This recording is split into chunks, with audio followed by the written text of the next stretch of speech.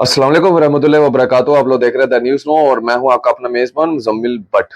नाजरीन इकराम, morning update में आपका बहुत बहुत स्वागत है। और इस मॉर्निंग अपडेट को आप जिस तरह से प्यार देते हैं इसी तरह से प्यार देते रहिएगा और रोजाना हम आप तक जो है वो तमाम सारी छोटी बड़ी खबरें जो है इस समय जो है वो पहुंचाते रहेंगे। तो चलिए, आज की जो अखबार की पहली सुर्खी है वो आपको बताते चले। असेंबली चुनावों के हवाले से जो है ये खबर निकल के आ रही है। आपको बता दें कि जिस तरह से अमरनाथ यात्रा जो है वो ऑफिशियली जो है वो अब खत्म हो चुकी है और पूरी की पूरी डिप्लॉयमेंट जो थी उस डिप्लॉयमेंट को जो है एमएचए के द्वारा जो था एक ऑर्डर निकाला गया था और ये कहा गया था कि जहां जहां जरूरत है वहां वहां पे जो है वो सिक्योरिटी को जो है वो डिप्लॉय किया जाए। मैं आपको बता दूं 300 पैरामिलिट्री कंपनीज जो है वो कश्मीर के अंदर जो है वो डिप्लॉय कर दी गई हैं, क्योंकि अब आगे जो सबसे पहला फेस रहेगा वो कश्मीर का रहेगा और उसके बाद जो है जम्मू व रजौरी और पुंछ खिते के अंदर जो है फिर जो है वो चुनाव देखने को मिलेंगे। आपको बता दें कि 300 पैरामिलिट्री कंपनीज जो है वो डिप्लॉय की गई हैं और इसी के साथ साथ आपको ये भी बता दें कि सिक्योरिटी का जो अरेंजमेंट्स है उसके लिए जो है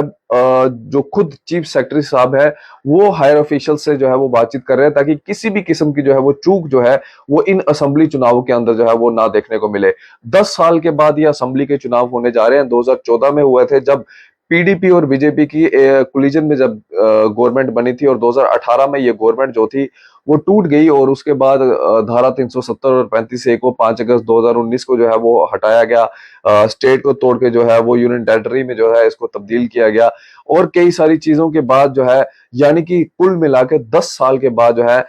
यहाँ पे जो है वो चुनाव करवाए जा रहे हैं। वो भी जब सुप्रीम कोर्ट ने इंटरवीन किया, जब सुप्रीम कोर्ट ने ये कहा कि जम्मू कश्मीर के अंदर जो है आपको डेमोक्रेसी जो है वो बहाल करनी होगी और उसी के चलते सुप्रीम कोर्ट की गाइडलाइंस फॉलो करते हुए यहाँ पे इलेक्शन कमीशन जो है वो पहुंचा। इलेक्शन कमीशन ने जायजा लिया, सभी पार्टीज के डेलीगेशंस के साथ मिले, तमाम छोटी बड़ी पार्टीज के साथ मिले और सभी का यही कहना था कि यहाँ पे जल्द से जल्द जो है वो चुनाव करवाया जाए। लेकिन इसी के साथ साथ उनका यह भी कहना था कि चुनावों के साथ साथ यहाँ की जो स्टेटहुड है उस स्टेटहुड को भी जो है वो बहाल किया जाए। हालांकि अभी तक जो है स्टेटहुड बहाल नहीं हुई है, लेकिन जो यूनियन मिनिस्टर भाजपा के जो पहुंचे हुए थे कश्मीर में, उन्होंने प्रेस वार्तालाप करते हुए जो है साफ तौर के ऊपर यह कहा कि अक्टूबर के एंड तक जो है यहाँ पे जम्मू कश्मीर के अंदर जो है स्टेटहुड जो है वो बहाल कर दी जाएगी। अब देखते हैं कि क्या अक्टूबर के महीने में जो है वो स्टेटहुड बहाल होती है या नहीं होती है। लेकिन हाँ,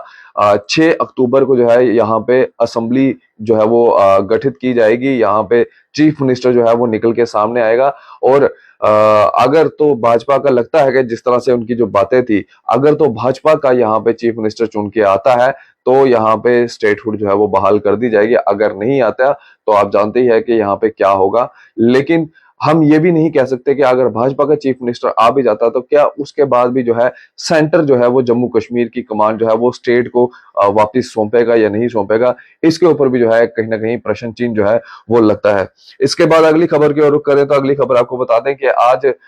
जो है आज 21 तारीख है और आज मल्लिकार्जुन खड़गे और राहुल गांधी जो है वो जम्मू आएंगे और आज शाम को यहाँ से जो है वो कश्मीर जाएंगे। वो 2 दिन के दौरे पे हैं, 21 और 22 तारीख के जो है उन्होंने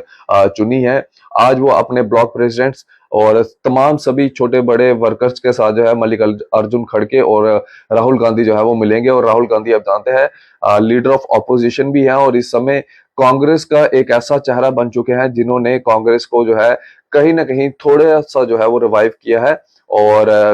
राहुल गांधी के आने में जो है